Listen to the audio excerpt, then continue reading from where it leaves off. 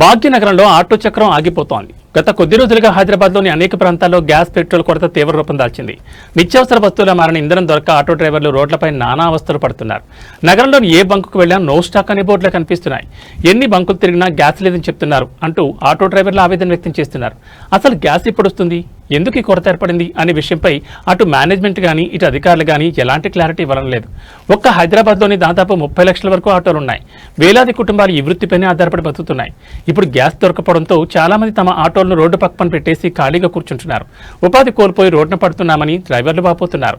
ప్రభుత్వం వెంటనే స్పందించి ఈ ఇంధన కొరతను తీర్చకపోతే నగరంలో రవాణా వ్యవస్థ పూర్తిగా స్తంభించిపోయే ప్రమాదం ఉంది.